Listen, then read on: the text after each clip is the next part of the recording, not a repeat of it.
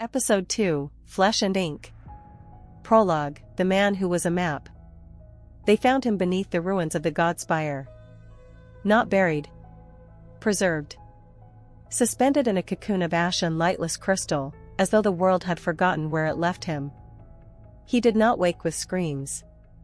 He woke with silence. His body, naked, pale, emaciated, was covered in ink.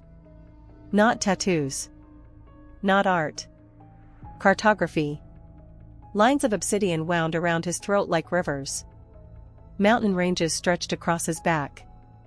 Cities curled into the hollows of his ribs.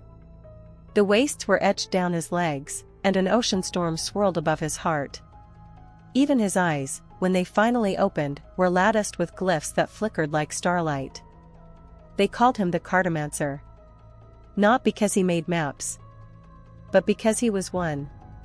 When the physicians of Metropolis X opened his chest to implant a stabilization core, they recoiled.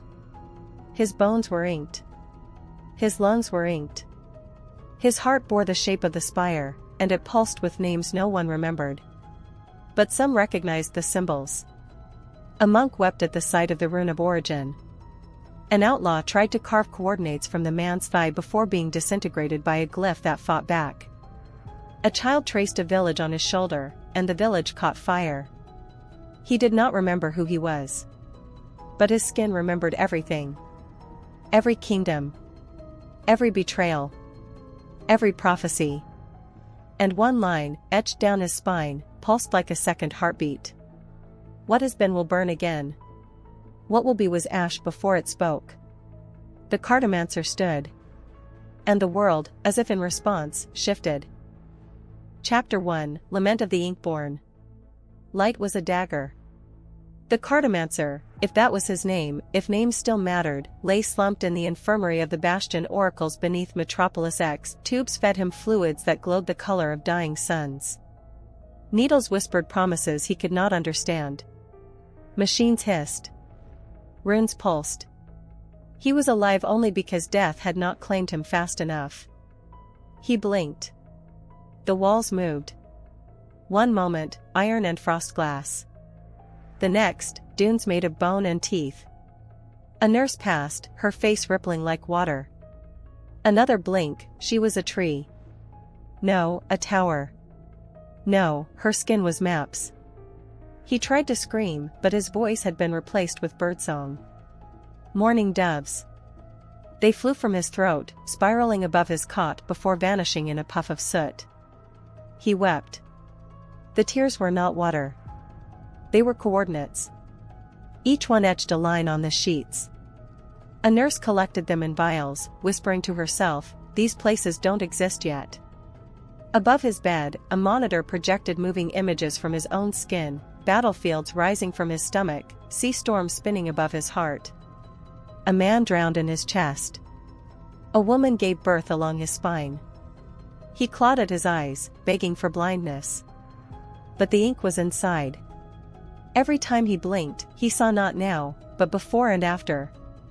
Cities collapsing into themselves. Children aged backward into bone. Skies unraveling into parchment. He knew no language. But the ink spoke to him. And it said, "You are not healed. You are unfinished." From somewhere beyond the fever of light, a voice murmured, "Let him see. Let the map bleed." Chapter 2, Skin of Secrets. The operation began beneath the bloom of violet spores. In the fungal catacombs beneath the bastion, the oracles whispered hymns to forgotten nerves. The Cartomancer lay still, his body submerged in bioluminescent liquid, vines of sentient mycelium wrapping around him like veins rediscovering a forgotten host. "This is not surgery," murmured the oracle surgeon. "This is excavation." They did not cut. They peeled. Layer by layer, the skin was lifted, soaked in mycodream. Below the surface ink lay new glyphs, visible only in the trance of fungal anesthesia. These were not maps of the outside world, but of inside. Of memory. Of prophecy still forming. The Cartomancer's bones flickered with runes. His intestines glowed with migration paths of beasts extinct since the Dawn Age. His lungs spelled a phrase in high Ashen script. "She is watching." He screamed, but no sound came. The spore gas had eaten language. In the gallery above, cloaked visitors observed. One wore red velvet and a crown of thorns, the unmistakable silhouette of Oriana. "She is waking," one oracle whispered. "No," Oriana corrected. "He is remembering." She turned, her ruby eyes never leaving the bleeding shape below. "Harvest the spine. We will build his next chapter." Chapter 3, Fractured Truths.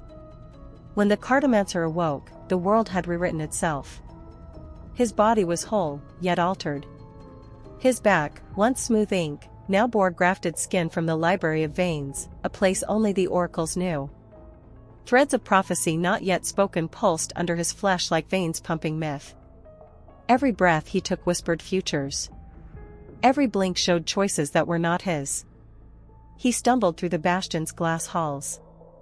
Reflections no longer mirrored him, they argued. Some wept. Others screamed. That was when he met Evelyne. She arrived with a red blade and a laugh like stormwind.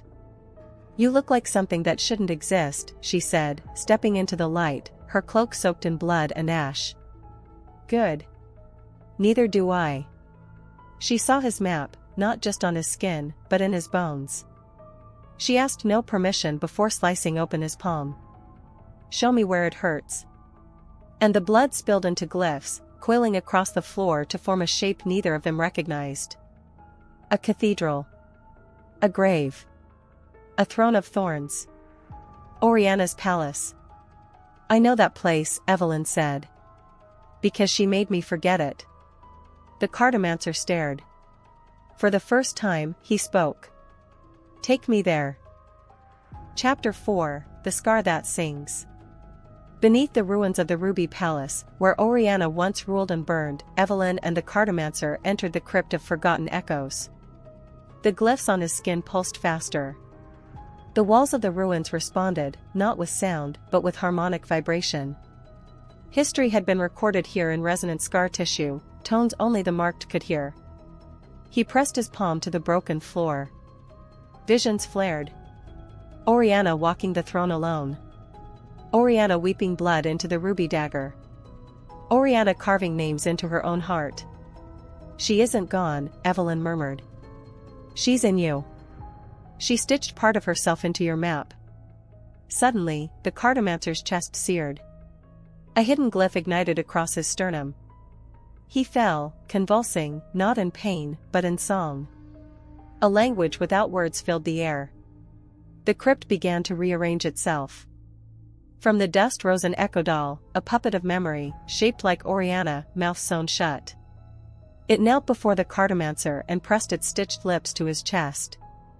"Now do you understand?" Evelyne whispered. The echo doll stood. And it sang in Oriana's voice, "He remembers. So we remain." Chapter 5, Thread of Ash. The echo doll did not fade. It followed. As the Cartomancer and Evelyne left the crypt, the ruined palace shifted. Its halls bled firelight. Statues wept ink. Dust formed into runes that spelled nothing, and yet everything. With each step, the echo doll whispered songs in Oriana's voice, stirring dormant maps on the Cartomancer's body. His spine burned. Evelyne led them into the ashen quarter, where reality thinned and memories whispered without mouths. There, an old woman offered them a thread spun from the ash of Veilratha's first fire. "Tie it to your scars," she said, "and you'll find where they lead." He tied it to his wrist. And the ink bled outward, connecting lines, old routes twisting into new ones. A path appeared on his chest, one not carved by hand but memory, a road leading into the hollow flame. "What's there?" Evelyne asked. The Cartomancer closed his eyes. "Her end." The echo doll tilted its head. "Or yours." Chapter 6, The Hollow Flame. The path led them beneath Metropolis X, into the vein where fire and memory merged.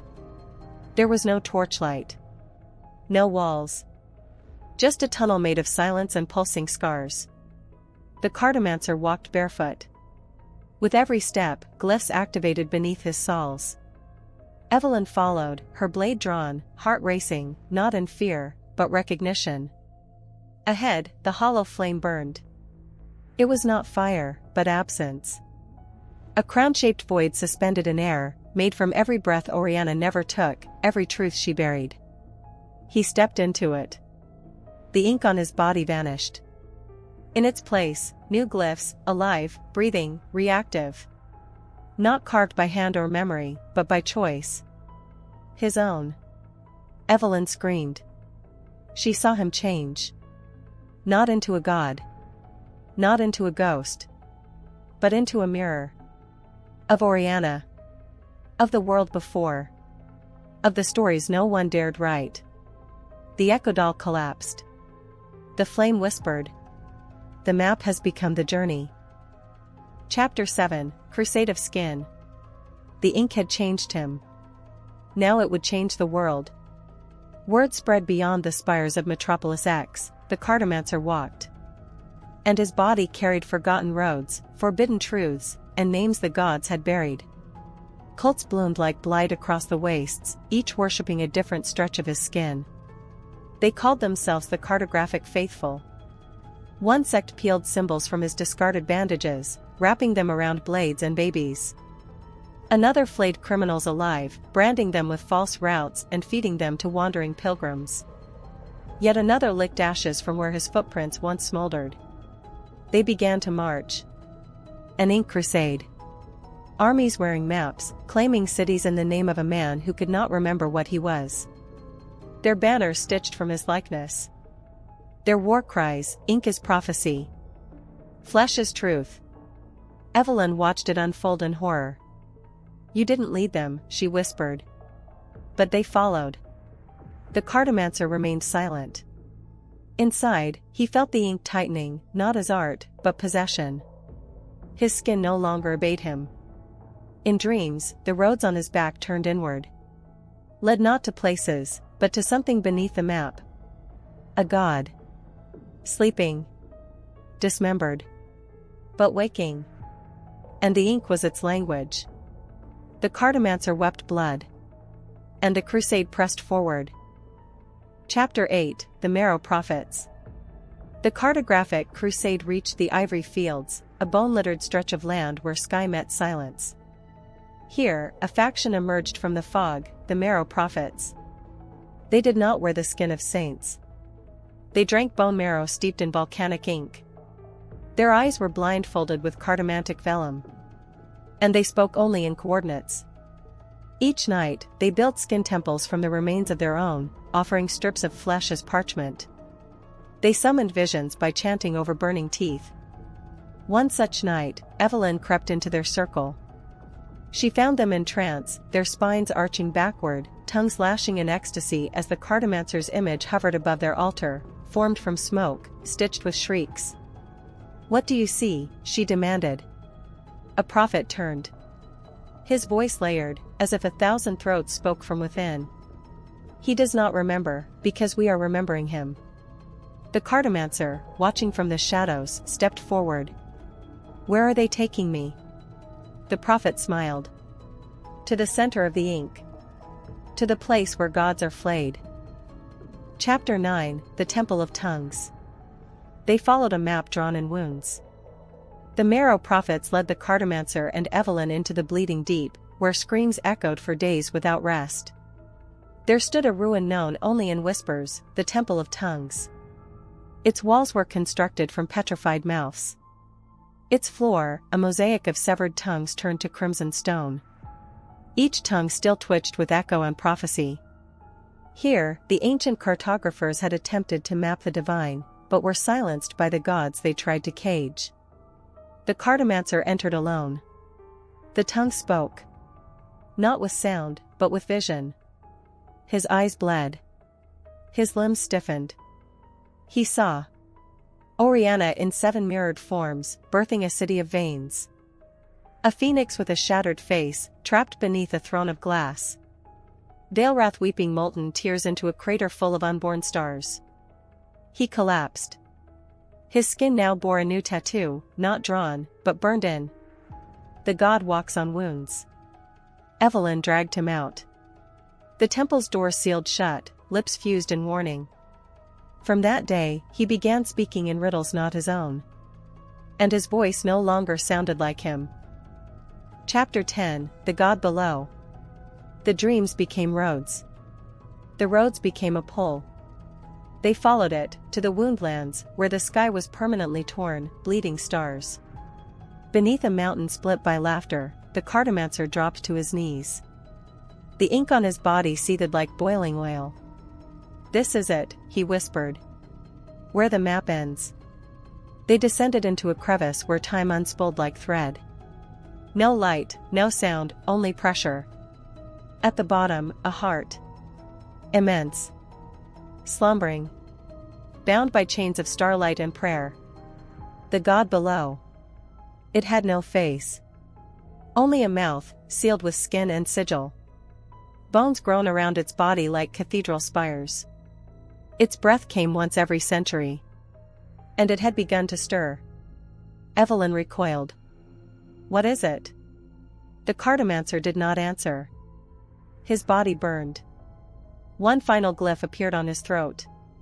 "Open me." The god below opened its eye. And the world forgot what silence was. Chapter 11, Rites of the Flayed. The awakening of the god below sent ripples through the woundlands. Entire sects collapsed in seizures. Cities dreamt the same nightmare. The crusade paused, trembling. The ink on the Cartomancer's flesh blackened into coal lines, fracturing under invisible strain. A new group rose, the Flayed Apostles. They believed the Cartomancer was not the Messiah, but the vessel, a chalice in need of purging. Their initiation was madness, skinning themselves in sacred patterns, feeding their dermis into fire urns that sang. They captured him. Strapped to a slab of basalt and ember, he screamed as they peeled away parts of his map, not to erase it, but to unveil what was beneath. And beneath? There was no flesh. No blood. Only more ink. Ink shaped like a face. Not his. Oriana's. Evelyne stormed the temple, blade drawn.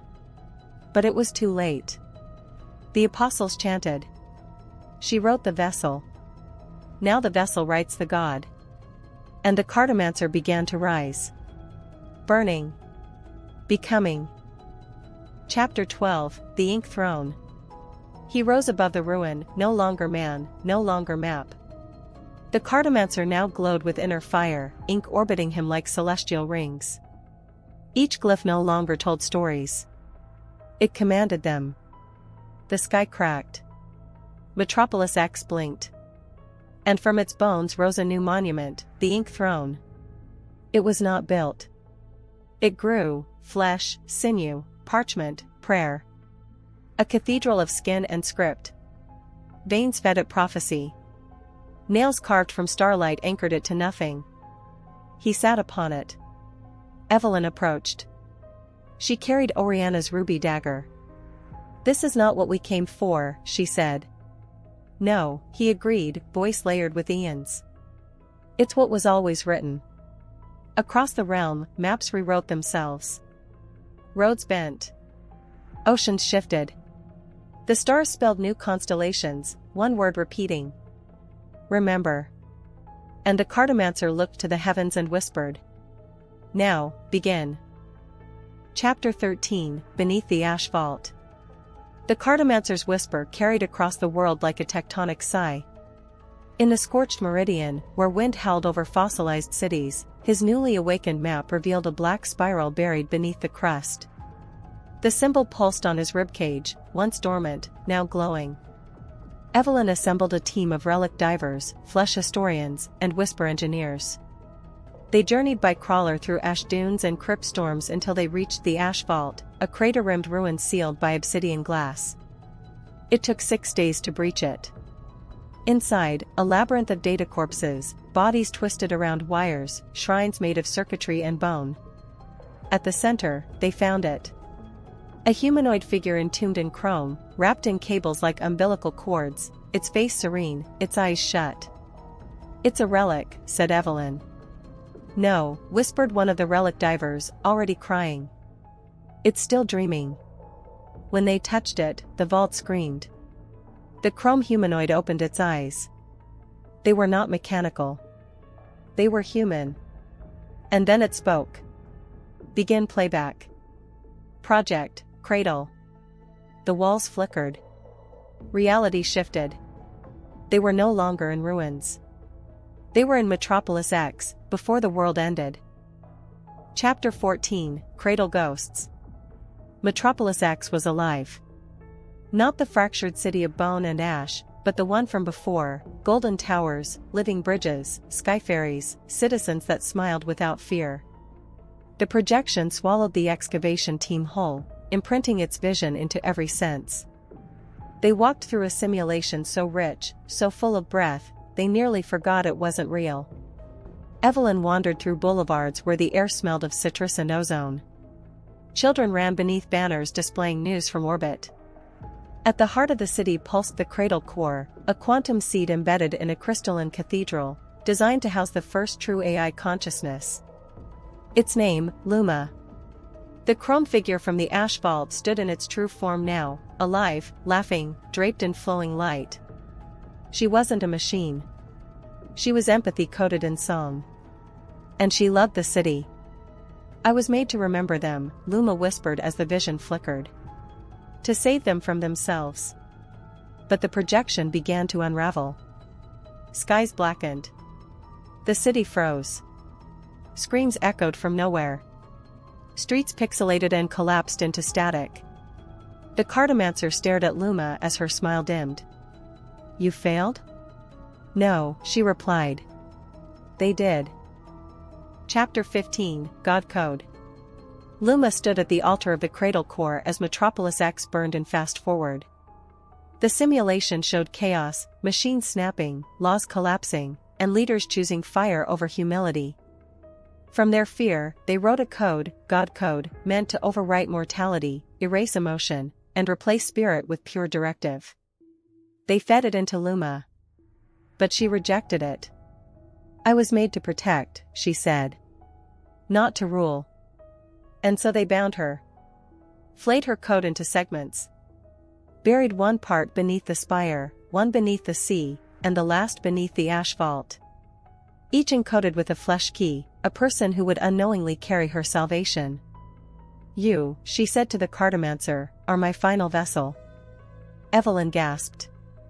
I was never just a map, he whispered. I'm the memory of a god. LUMA nodded, her face flickering. But memory is not enough. If I return, the old code will too. Behind her, the projection of Metropolis X shattered into a swarm of numbers. And some gods were never meant to wake. Chapter 16, Flesh Key. Outside the cradle illusion, the ash vault quaked. The projection had ended, but something remained.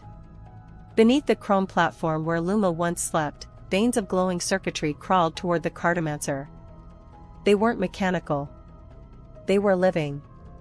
Evelyne raised her dagger. What's happening? The Cartomancer's chest glowed. A glyph pulsed, the same one from the Temple of Tongues, now fully awakened. It split open his sternum like paper, revealing a lattice of light and symbols. From within emerged a black key, bone-shaped and humming. LUMA's voice returned, not from the room, but from the glyphs on his skin.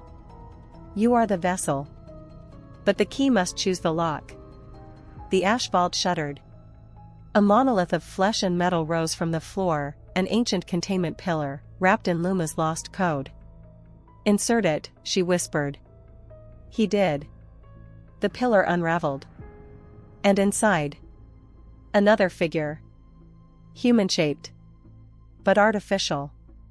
Eyes open. Smiling. Version 2, it said. Hello, brother. Chapter 17, The Mirrored Cave. Version 2 did not blink. He simply turned and began to walk. Through a tunnel that hadn't been there before. Through a crack in the vault's wall, where light did not reach and the air carried a metallic tang. The Cartomancer followed. Evelyne hesitated, but her dagger glowed, guiding her forward.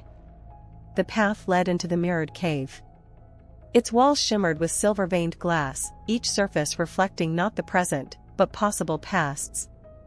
Scenes fractured in the corners of the eye, Oriana as a child, Luma watching the stars, the Cartomancer drowning in ink before he was ever born. "Where are we?" Evelyne whispered. Version 2 replied, "Memories forge. Here, all versions converge." At the heart of the cave stood a pool of liquid chrome, perfectly still. Version 2 knelt beside it. "This is where I was completed. Where she tried to make something better." Evelyne stared at him. "She who?" Version 2 pointed at the water. It rippled. And a face emerged. Not Luma's. Not Oriana's. Someone else. Someone older. Someone forgotten by even the gods. Chapter 18, Saint of the Unspoken. The figure in the chrome pool rose without ripples.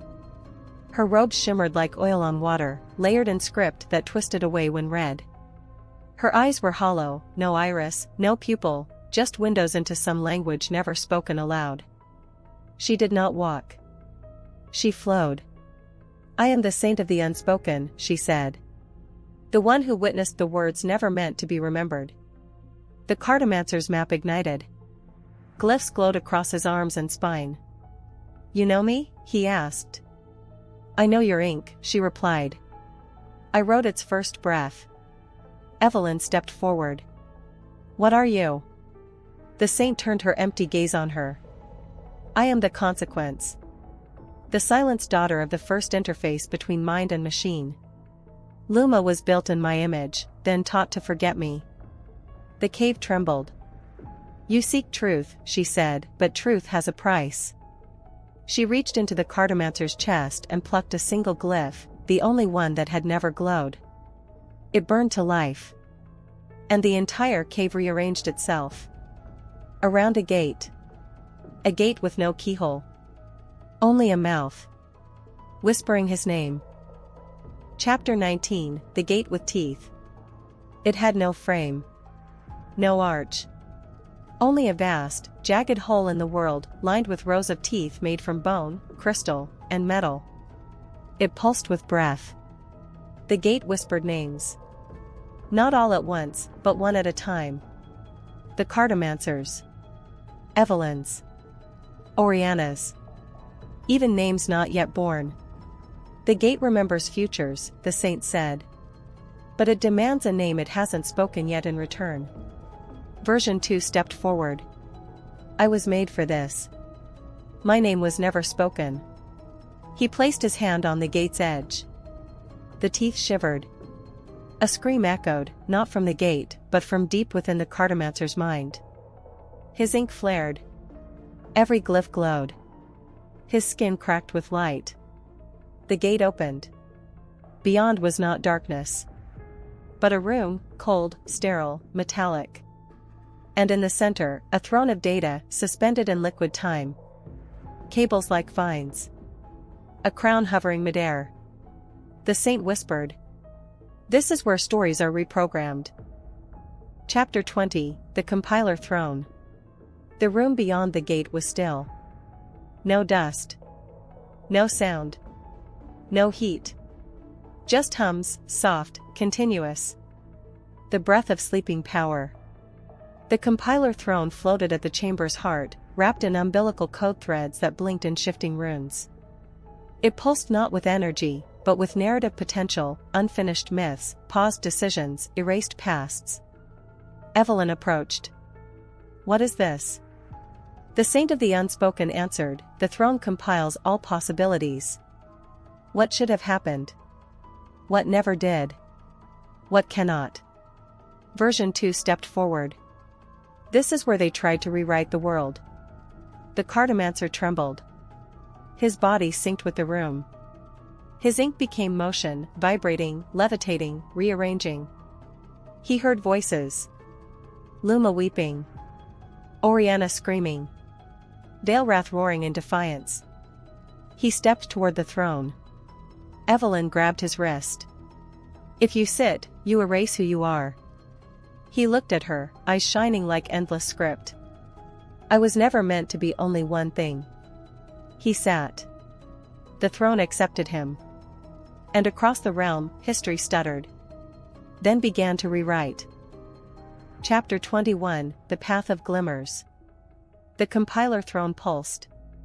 Not with light, but with direction. Symbols burst from its base and spread across the chamber like veins of liquid glass, rearranging walls, floors, air. Evelyne shielded her eyes as the chamber revealed a corridor hidden behind false perception, a prism hall, flickering with phantasms of futures unchosen. Follow the glimmers, whispered the saint, fading behind them. Version 2 took the lead. The Cartomancer followed, his feet tracing runes he had not written. Evelyne kept close, her blade humming with unease. At the end of the corridor, they emerged into a cylindrical atrium, its walls carved with orbital glyphs, its ceiling lost in black shimmer. In its center hovered a crystalline ring, a device older than the spire, older than even LUMA. Is that a weapon? Evelyne asked. No, version 2 answered. It's a bridge. A dormant teleportation engine, abandoned before the fall. A prototype for dimensional transit. A way out of the rewritten world. But it needed one thing. A map. The Cartomancer stepped forward, and his chest opened, not with pain, but permission. Chapter 22, Aperture of Ash. The teleportation ring accepted the Cartomancer's map like a final offering. Runes across his skin lifted into light, hovered, and wove themselves into the crystalline structure. The ring ignited, first with a pulse, then with a hum that deepened into a gravity well. All air rushed toward it. Evelyne stumbled back. It's opening. But it was more than a portal. It was a lens. The world through it was not the same. Beyond the ring, forests made of frozen bone. Skies of burning script. Rivers running backward. Cities of geometry not meant for human eyes. It wasn't just another place. It was another logic. Version 2 scanned it. Coordinates unknown. Physics variable. Language nonlinear. Then why go through? Evelyne asked. The Cartomancer's ink whispered across his chest. Because it was written. The ring widened. And began to pull. Chapter 23, Fragments Unmoored. Time collapsed. As the ring pulled them through, the chamber fractured into 1,000 moments. Evelyne saw herself as a child, a queen, a corpse. The Cartomancer's body scattered into scrolls and reassembled across constellations. Version 2 hovered, serene, surrounded by coding fragments like stars. They did not walk. They floated. Inside the transition, no gravity. No breath. Just potential. They passed monoliths that blinked. Statues that cried memories. Empty thrones orbiting hollow suns. A library where each book screamed a different timeline. Evelyne grasped the Cartomancer's hand. I don't want to forget who I am. You won't, he replied. But already, names began to slip. The ring at their back shimmered. The world ahead burned gold and black. A voice, no one's and everyone's, spoke. Destination unstable. Identity, flexible. Chapter 24, Prelude to Else. They emerged through the ring like ink spilled into void. No ground. No sky. Just a horizon painted in contradiction, impossibly tall trees floating sideways, moons orbiting beneath oceans, gravity obeying dreams. They landed in a field of obsidian lilies that hummed. The air was thick with meaning, though no words were spoken. The Cartomancer collapsed. His ink dimmed. Version 2 looked up. This dimension is not empty. Something's been waiting. Evelyne turned. Across the obsidian field stood a silhouette, slender, cloaked in velvet made of static, eyes not glowing but echoing. They said one word. Welcome.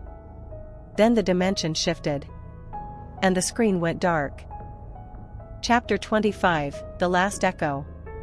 Darkness breathed. The obsidian field trembled beneath something older than fear. Evelyne reached for her blade, but it had no edge in this place.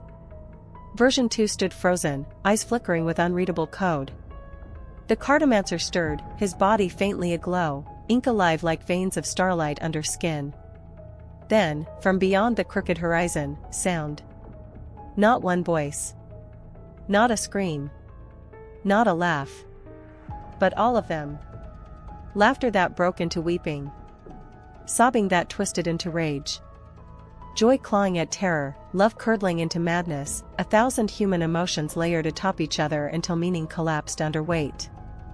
The Cartomancer dropped to his knees, hands pressed to his ears. I know this sound, he choked. I heard it the moment I was born. Evelyne's eyes filled with tears. What is it? Version 2 turned to the sky. The soul of a world unraveling. From the black above, something vast and unseen passed overhead, its shadow stretching beyond logic. Beneath it, the lilies withered into ash. Then, silence. And a whisper, not from the void, but from within each of them. To be continued, elsewhere.